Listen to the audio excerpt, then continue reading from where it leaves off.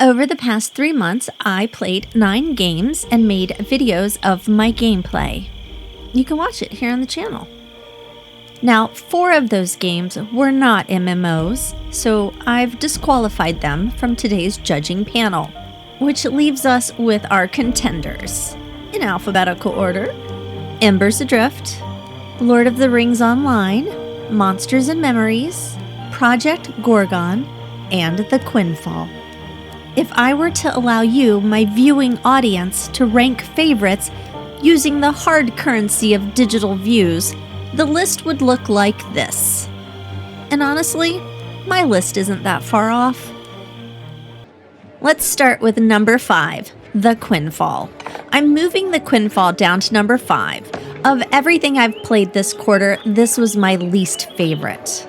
My biggest issue was combat and controls. Which isn't surprising, combat is already something I struggle with on a good day. This game just took my existing deficiencies and added interest.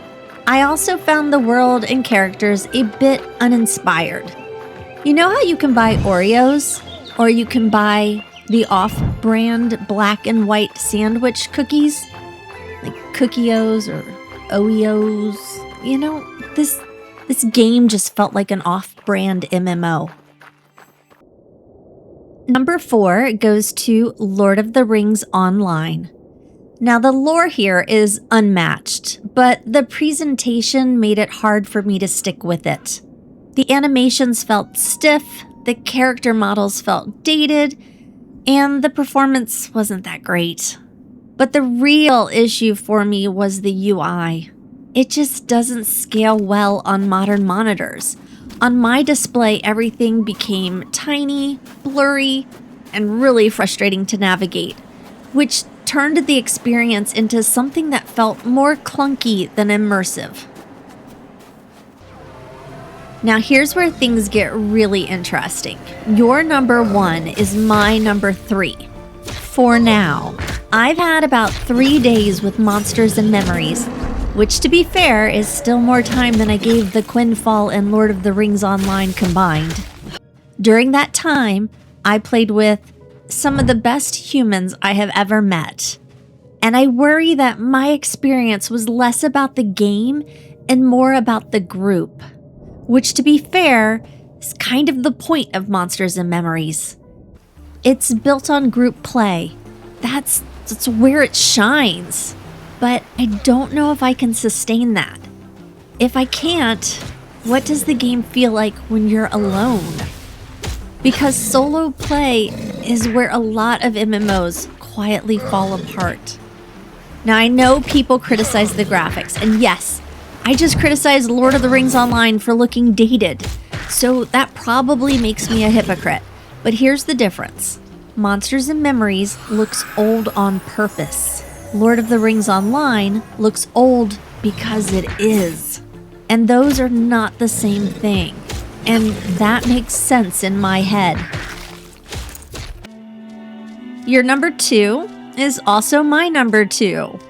Project Gorgon. And honestly, this could easily be my number 1 if they would just let me have an alt. Why can't I have an alt? Why are we gatekeeping basic human rights? Every time I log into this game, I discover something new. It's weird, it's quirky, it's surprising, and it works. I have no real complaints about the UI, the combat, or the graphics. It just all fits in the world. Project Gorgon is one of those rare gems that just makes you smile. And at the end of the day, that's kind of the whole point. My number 1 MMO this quarter is Embers Adrift. And listen, this might be the most superficial take I've ever had. I like this game because it's cute. The characters are cute, the creatures are cute, the world is cute.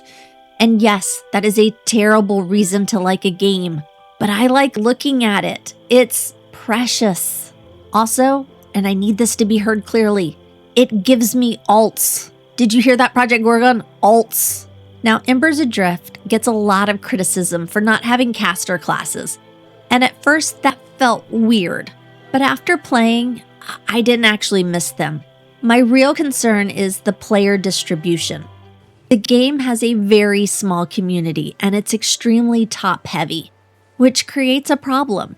The game is designed around group play, but if you're a new player, there are no groups. So you're forced to solo, which means there's going to be content you can't complete, there's going to be slow progression, and it's a very lonely experience. And if you stick with it long enough, you've likely trained yourself to play the game in a way it wasn't designed for. Again, it's not a clean number one, but it is the game I always choose when I sit down to play for a couple hours. So after 3 months, 9 games, and 17 videos, this is where I've landed. I'm still looking for an MMO home, and I think that's the honest answer.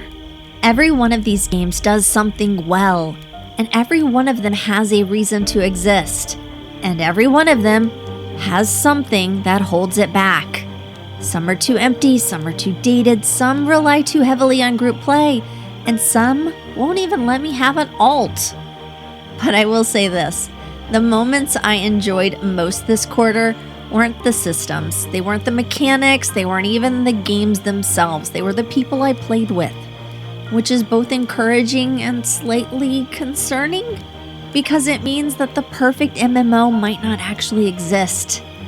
It might just be the right game with the right people at the right time. Until next time, keep exploring. I'll see you in the next world.